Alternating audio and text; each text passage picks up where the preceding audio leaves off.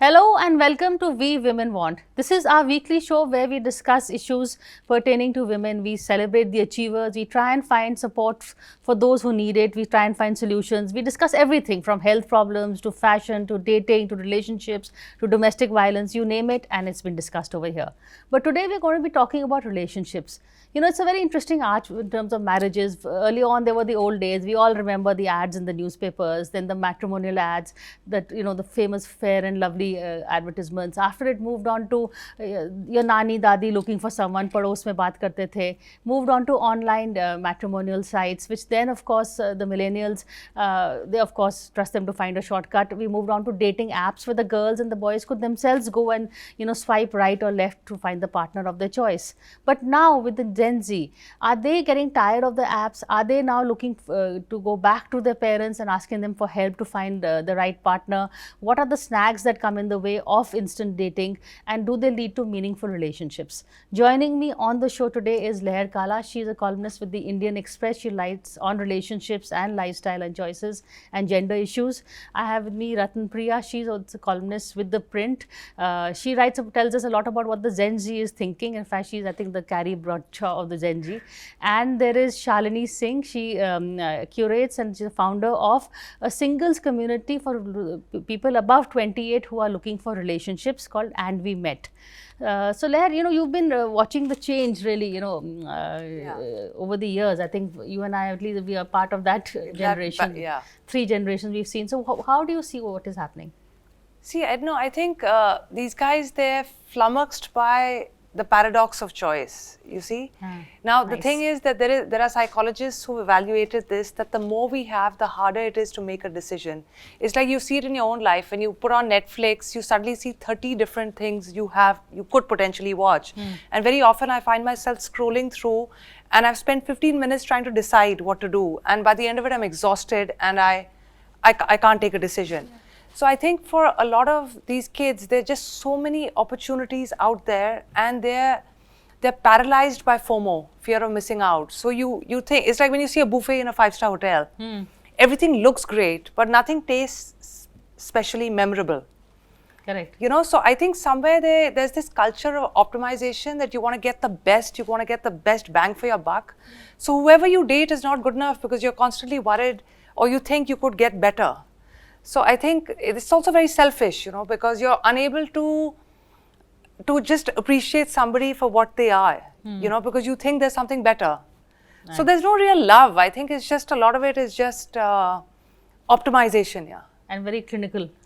It seems so. I don't know how this is going to pan out for them. Going from one to other, then to the next. Yeah, and then thinking, abhi aur koi mil jayega. ये कोई इसमें ज़्यादा कोई खूबी है. इसके पास ज़्यादा पैसे हैं. ये ज़्यादा खूबसूरत है. So you know, so if you have those many options, we never had those options. Correct. You had to make do. The culture didn't support you from moving from one person to another. So I think the culture also now accepts that you're allowed to have, like, we didn't have that. Somewhere we felt some sort of pressure that you can't date like 100 people. You know, did you feel that? Yeah, absolutely. Yeah, I felt it too. It was inappropriate. But in 20 years, I think that's a great thing that's changed. I mean, I'm all for it.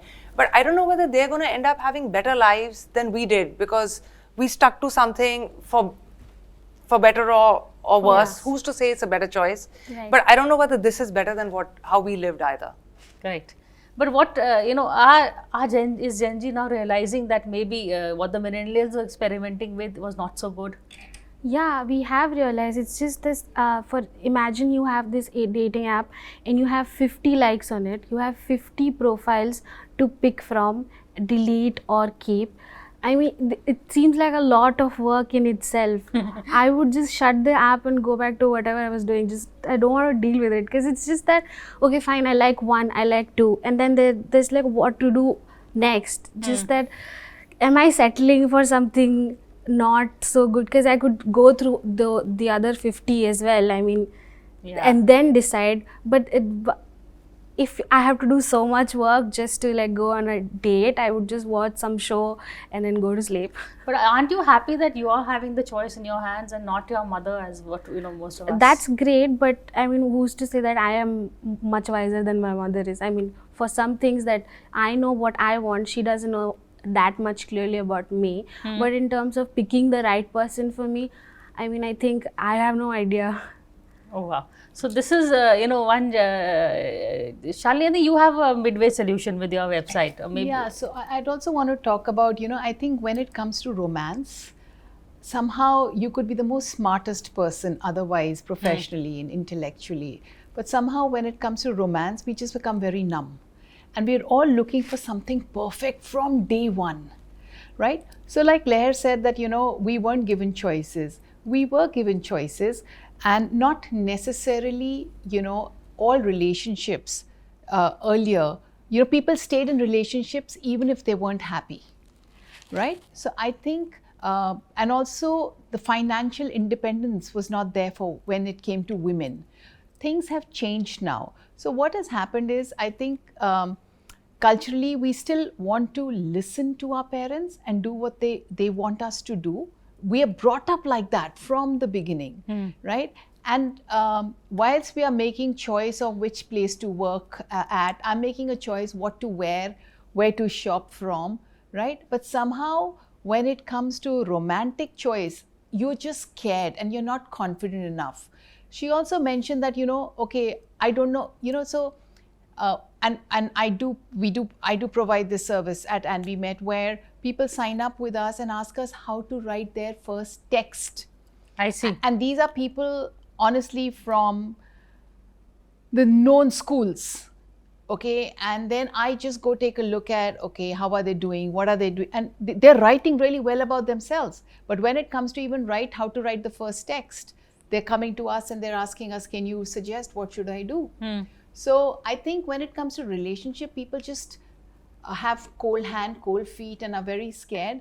And even so what she's saying is that she doesn't want to go through 50 profiles. If she will not go, her mother will go through 50 profiles. So what her family can do is shortlist those profiles for them, right? And give her time to watch Netflix while they're shortlisting. I think about fear that she said, I think we as people my age, as a generation, we are too scared of heartbreak. It's just that's something that we have realized that this is completely avoidable. So why not avoid it only? Not in your generation. I think heartbreak, everybody fears heartbreak. But are there the willingness to get into it is just not there. Okay, but you're saying, I remember you wrote a column about some red flags, some words that you look for, and this guy is saying this, but hey, he means that. So, how to navigate those words? What are those words, phrases?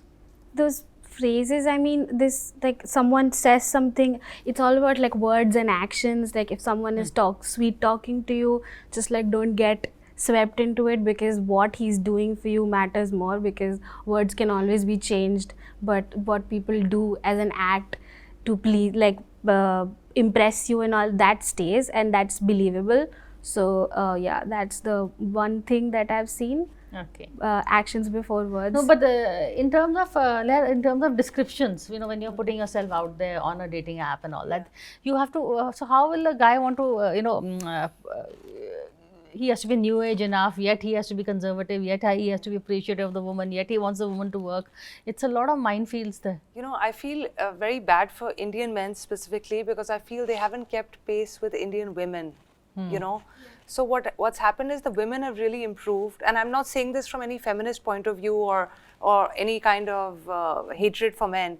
I just see it, that the girls are just so much smarter than the guys, and now that they're earning enough, they just don't want to deal with these guys who are still stuck between being the perfect son, and in their heads, the roles for women haven't really changed.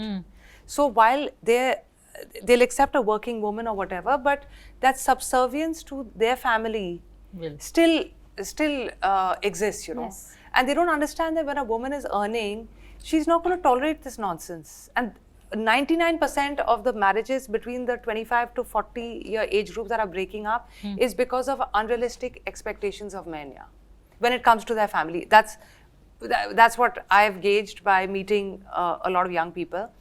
And I think until the men don't accept the fact that the rules are the same now, especially when it's a financially equitable marriage, I mean, I hate to say it, but it does all boil down to money, in many ways. And your traction in a relationship depends on your capacity to earn and what you're bringing to the table.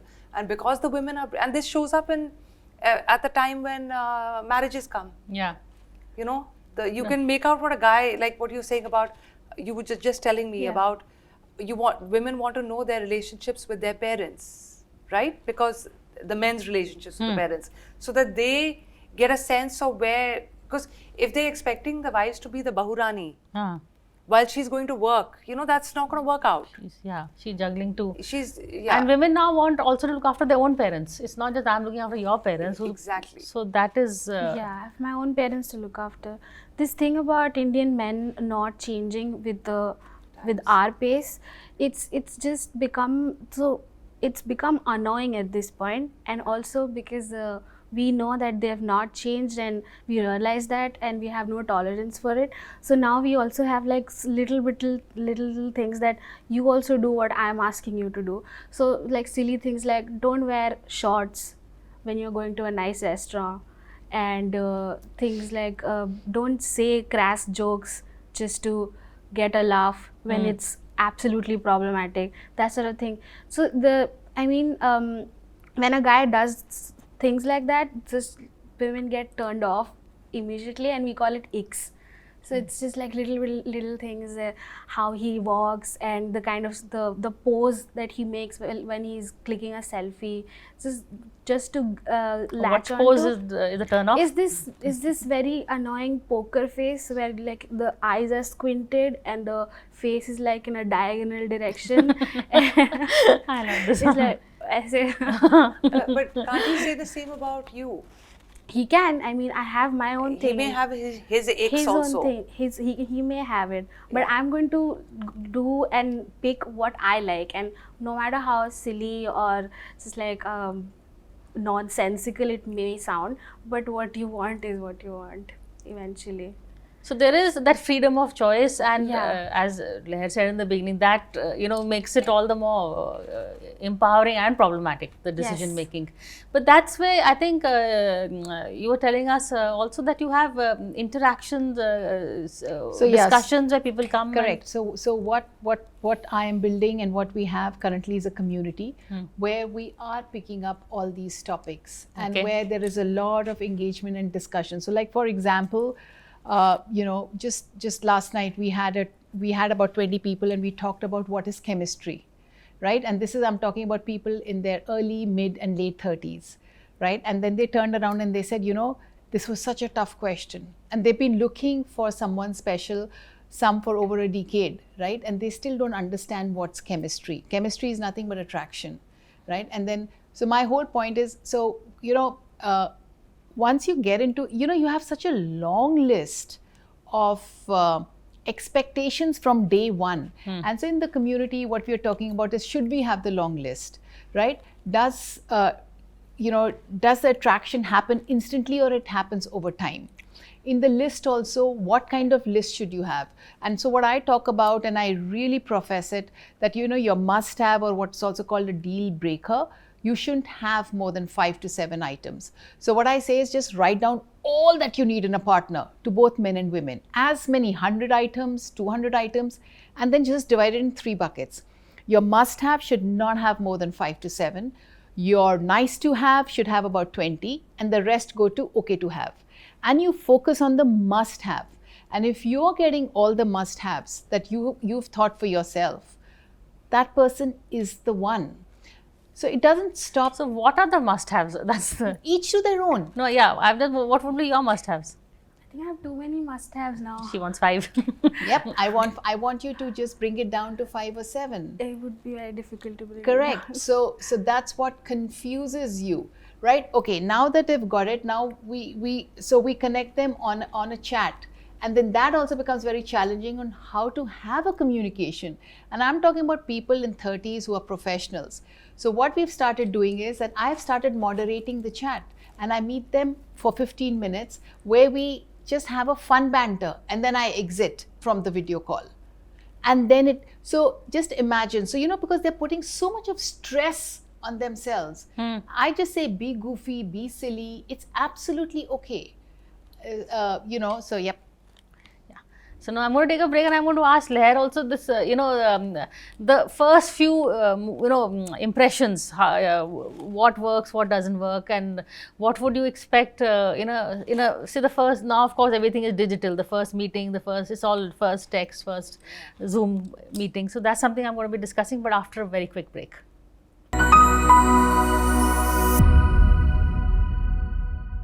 Hello and welcome back. Today we are discussing, the rules of engagement today in this era of digital interactions, apps, and I think the old way of doing things versus the new way. Do you think, what she's the moderator, us samay the guy used to come home and the girl used to bring the chai and and the patris would get exchanged and the parents would say hello. See, there was a lot to recommend that method because a lot of other things were taken care of. You came from the same background, you came from the same caste, you came from the same socio-economic group. Correct. So all those other people. So all those other differences that can create potential issues between people are taken out because your expectations matched. Yeah. But having said that, I feel very bad for your generation if you guys have these lists of icks, because I can tell you that is not a guarantee. It doesn't make for a successful relationship at all. Yeah. Because whoever you meet and whoever you marry, you are going to end up loathing at some point. Hopefully, it won't be for too long and you'll go back to this thing. But if you start off like that, God help you. Because that's why I said if you have your must-haves, right? And there will be challenges once you're in a relationship. With anybody. You could marry Brad Pitt and you will hate him within 6 months. Okay, if you're living with someone.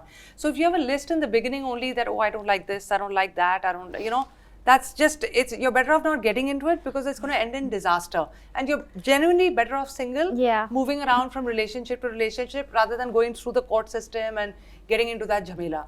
So if this is how this generation is thinking, then that means marriage as an institution is over. It is and getting those 50-year marriages are completely over. Yeah. But even if you're looking for it to work for 10 years, which I think is quite a... Listen, I think if a marriage works for 10 years and you can exit amicably, it's not a bad thing. Yeah, but if maybe that's how they need to start thinking about it. That we have a good, we have a good relationship for 10 years. We produce maybe one child. We are mature enough to understand we both need to do what we need to for that one kid, and then you exit amicably because it doesn't seem like if these are your list of icks that there is any real feeling that you want to make it work also. Yeah. You see, it means that you're looking for an exit. The way they go about an excuse. I think the thing about icks is that I need to explain this. It's just like when there is no real connection, interaction with the other person, and everything wrong, anything the other person can say can end up getting this totally wrong. And that's when you just start picking, oh, this is bad, oh, this is bad, oh, this is bad, because you're not experiencing good things only. It's just so many things all at once. There is no like a small window where you can experience a real connection with someone, a good conversation, because then in most cases the people that I keep talking to for my columns, they tell me that whenever you and the other person have one good conversation and it's like, wow, this is going to go great, and then the next day it falls apart. So when there is so much failure around, you just have this thing ki, okay fine, I don't want this, this is just a safety mechanism to save yourself, like this. But also there's a lot of choice now, so you will give a person, if I'm meeting someone arranged marriage, I'll give the person at least 4 or 5 because there are not that many people, it's anyways an awkward process to go through, so you will give it all you got because no, and plus as Leher said, the filters have all been done. There is a certain equitable platform you're meeting on, but here you can swipe and get another guy. There's no need to investment is less. You don't need to tolerate anything. Be understanding also, just go from one to next. I think everybody's overthinking. Okay. And you're thinking what's going to happen next. You're thinking about the past, that okay, all this happened with me, or you're thinking future. We are forgetting to think the now. Okay, so like, yes, you want to, so if she said that I had a great conversation today but tomorrow I didn't, it's okay. Right? And I think what's happening is, with due respect to other businesses which are 10-minute delivery, everything is instant. I think that's not working well. So whilst there are people who are, you know, there are all kinds of people. So, you know, we can't just say that everyone's like this. Yeah. You know, on And We Met, we give a choice of marriage, live-in, companionship. But 99% people want to marry, right? Why? Because that's what they think, they In the consider long that term. as a committed relationship, and they do want to marry for life, right? But then in all of this, what is happening is that what is not discussed, you know, because we always assume that the men have high libido. Even women have high libido. There are men who have low sex drive, which is fine. So these things are not discussed. Then what happens is people don't get along because they don't have sexual compatibility, and then they say, okay, this person's gay or this person's like this, right? So they're not, and they don't have discussions No, or yeah. conversations. So then, It's assumption. so then should of course, yeah, it's better to, you know, maybe live in with the person before you marry him, get to know all the Their plus choice. minus. But should, like Leher said, have a 10-year period, you know, maybe like, or like a government have a moratorium. Maybe after 10 years, should we give it another shot for another 5 years or something? I'd also like to, I mean, I wonder if you've gone through like say 50 or 60 relationships or meetups by the time you're 30, or you've had like even 20, 25 relationships long, like 6-8 months. Is it even possible after that to really settle down with one person? Isn't it a bit unrealistic to think that after all this, you're going to settle down with one person for the next 40 years? Yeah, it's this. Because that's not how you've played 12, 14 years of your adult life. Right. So there's a Even if they've mismatch. had 20 That's relationships, a very good point, huh?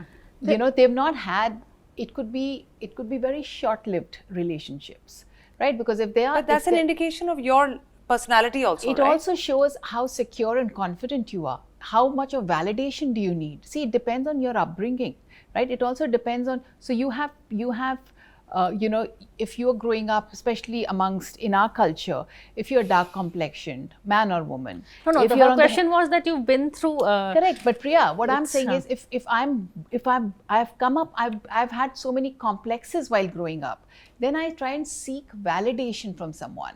And now if someone I shows get you, but interest the in other me- point my is not that, is, yeah. My point is that if you've lived a certain way, Yeah. moving from relationship to relationship, But there's a and then reason. you're Okay, let her answer that, huh? But then you're feeling like, oh, I've had 30 relationships, but I want to spend my rest of my life with one person. Yeah. Isn't there a mismatch between your Yeah, what your I lifestyle think- has been and what you really want, Yeah, I or what you think you with want? people who are doing speed dating, one after the other, and then they still have this idea that I'm going to get married one day.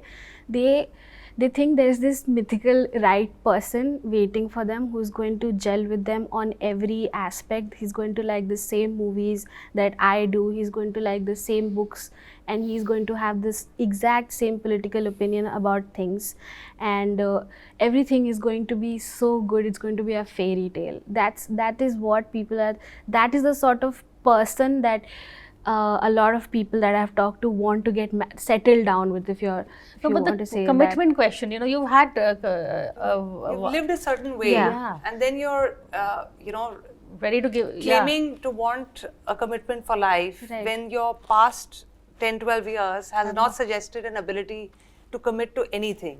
right. So, is there an unrealistic mismatch There is- between there what is they a- think they can do and what they actually can do? Yeah, it is very unrealistic. All the expectation, most of our expectations actually are unrealistic, because I mean, in this economy you can't expect someone to just be there and provide for you more than that you can provide for yourself. And it's very like upsetting that girls my age also want someone richer and well off than they are, should come from a much better family that they come from, because it would be like a safety So net. these that are they the don't have. old It's just this. values which your mother and yeah. So, see, this is the worrying aspect, Yeah. that the girls at the end of it still want to wear the lehengas and dance at a sangeet, Yeah. and have, but they want the full independence without the subservience to the husband's family. Yeah. So now there is something wrong with the women, That- how they're thinking as well, yeah. And I've noticed this also, that, you know, they have double standards, yeah. They want guys who are earning 3 times the amount they are. They want to have the option of not earning, and so they basically want to have their cake and eat it too, which the guys are obviously not. Also, yeah, guys have also not. You know, But I would say that if for so many centuries, if men have had it this way, they want to have their cake and they have had their cakes and have eaten it, I mean, if women are going a little unhinged now, we should just give it a little No, but leeway. you see, the dice is geared towards the men, not towards the women. The men always have a larger number of women to choose from for two reasons. Because A, the women, there are far better single women out there than single men. Would you agree with me? Yeah. Right? Men can date within their age group and much younger. Women, when they pass 30, these are brutal realities. The pool dries up because the good guys are generally already married by then. How do you define a good guy? By their description of a good guy, a better family, better money, better safety net, by your yardstick, not mine.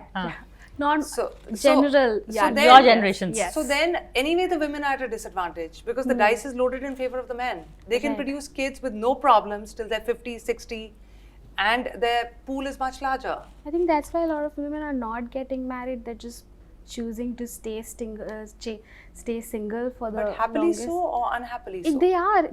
I know a lot of women who have been celibate, and they hate the word, but they have not dated anyone for a year or two, and they think that this is going to be a better way to live in their 30s, be there 40s. and keep their It's going to be independence. like nobody to impress, nobody to convince to do stuff with them, because the values are not, the level of interests are not matching. There's this timing issue and all of that. So instead of just dealing any of it, just stay single and once in a while hook up with someone. So And they that will don't be it. realize this. See, right now in your 20s, you're still in touch with your friends from school, friends from college, right?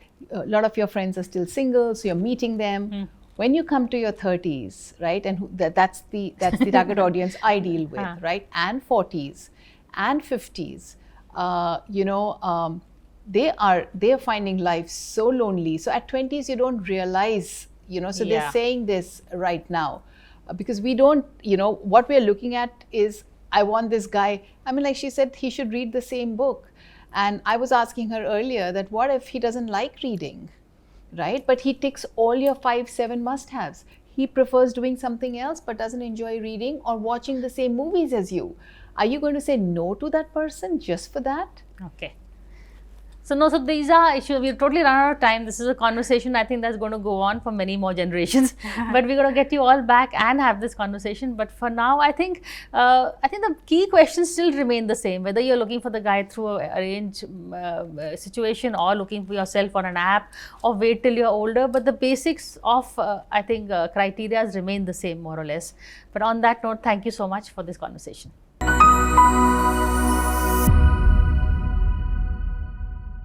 For more such videos, subscribe to the NewsX YouTube channel, hit the bell icon.